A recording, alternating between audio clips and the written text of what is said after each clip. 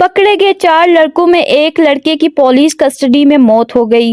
Police کا کہنا تھا کہ اس نے کھڑکی سے چھلانگ لگا کر خودکشی کی تھی، جبکہ پوسٹ مارٹم رپورٹ کے مطابق اس پر تشدد کیا گیا تھا، لیکن اس کیس کا مین ملزم ابھی تک فرار تھا۔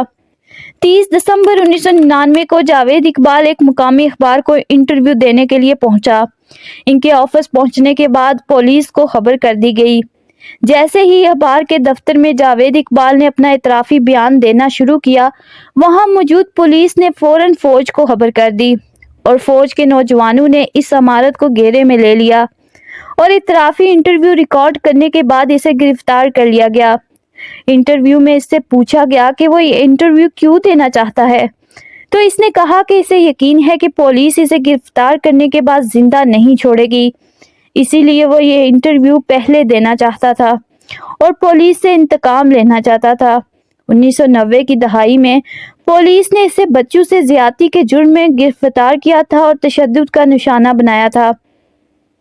کوئی ٹھوس ثبوت نہ ہونے کے باعث اسے چھوڑ دیا گیا، لیکن اس کو پولیس سے شدید نفرت ہو چکی تھی۔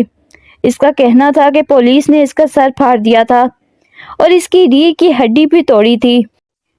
اس کا مزید کہنا تھا کہ جب میں گھر لوٹا اور میری ماں میرے لیے روئی تو میں نے خود سے وعدہ کیا کہ جیسے میری ماں روئی ہے ویسے ہی 100 مائیں اپنے بچوں کے لیے روئیں گی۔ اس کا یہ انٹرویو سماعت کے دوران ثبوت کے طور پر پیش کیا گیا تھا۔ اس کی ماں اس کا غم لیے دنیا سے رخصت ہو گئی، اسی لیے وہ پولیس سے بدلہ لینا چاہتا تھا۔ اس کا مزید کہنا تھا کہ وہ چاہتا تو 400 قتل کر سکتا تھا مگر اس نے نہیں کیے، کیونکہ اس نے اپنے آپ سے 100 قتل کا وعدہ کیا تھا۔ جب اس سے پوچھا گیا کہ وہ ان بچوں کو کہاں سے پکڑتا تھا تو اس نے کہا کہ اس مقصد کے لیے اس نے ویڈیو گیم کی دکان کھول رکھی تھی۔ وہ بہت کم ریٹ پر بچوں کو گیمز آفر کرتا تھا اور بعض اوقات تو مفت بھی کھیلنے دیا کرتا تھا۔ اکثر وہ معصوم بچوں کو پھنسانے کے لیے 100 روپے کا نوٹ چپکے سے دکان کے فرش پر پھینک دیتا اور کہیں چھپ کر دیکھتا رہتا۔ اگر کوئی وہ بچہ 100 کا نوٹ اٹھا کر جیب میں ڈال لیتا تو اقبال یہ اعلان کر دیتا کہ میرا 100 کا نوٹ چوری ہو گیا ہے، اپنی تلاشی دیں۔ پھر وہ اس بچے کی جیب سے نوٹ نکال کر اسے الگ کمرے میں لے جاتا اور زیادتی کا نشانہ بناتا۔ اس کے بعد اگر اسے ترس آ جاتا تو اسے چھوڑ دیتا اور ساتھ ہی ساتھ 100 کا نوٹ بھی اسے دے دیتا، ورنہ اسے کرائے کے مکان میں لے جاتا اور گلا گھونٹ کر مار دیتا۔ اس کے علاوہ وہ گھروں سے بھاگے ہوئے بچوں کو بازاروں میں ڈھونڈتا اور بہلا پھسلا کر گھر لے آتا۔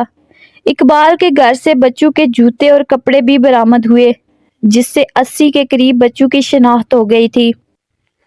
اس کیس کی تفصیلات نشر ہونے پر تمام ملک میں غم و غصے کی لہر پھیل گئی۔ مجرم اور اس کے ساتھیوں کو سخت سزا دینے کا مطالبہ کیے جانے لگا۔ کیس کی سماعت شروع ہوئی تو جاوید اقبال نے عدالت میں کہا کہ وہ بے قصور ہے۔ اس کو پولیس نے کسی سازش میں پھنسایا ہے۔ اس نے یہ سارا ڈرامہ صرف گھر سے بھاگے ہوئے بچوں کی طرف کروانے کے لیے کیا تھا۔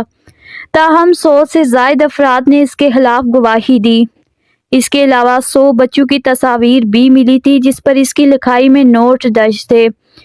ان بچوں کے کپڑے اور جوتے بھی برآمد ہوئے تھے۔ جاوید کے گھر سے ایک ڈائری بھی برآمد ہوئی جس پر اس نے ہر قتل کی تفصیل بیان کی تھی اور ساتھ ہی ساتھ 3 بچوں کے تیزاب میں ڈوبی ہوئی لاشیں بھی برآمد ہوئی تھی۔ سب سے بڑا ثبوت تو وہ انٹرویو تھا جو اس نے خود اخبار کو دیا تھا۔ اس کا جرم ثابت ہونے پر جج نے بہت مختلف سزا سنائی۔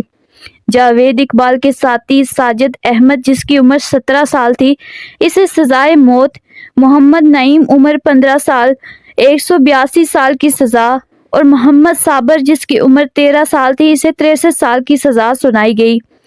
یہ تینوں لڑکے جاوید اقبال کے گھر میں رہتے تھے اور اس کے ساتھ ان تمام معاملات میں ملوث پائے گئے تھے۔ جاوید کے بارے میں جج اللہ بخش رانجھا نے یہ فیصلہ دیا کہ اینٹ کے بدلے اینٹ، خون کے بدلے خون ہوتا ہے، لہٰذا جو کچھ اس آدمی نے کیا ہے 100 بچوں کے قتل کی سزا 100 بار قتل ہوگی۔ اس کو قتل کرنے کے بعد اس کی لاش کے 100 ٹکڑے کر کے تیزاب میں ڈالے جائیں گے اور اس کو پھانسی بھی مینار پاکستان پر سرعام دی جائے گی۔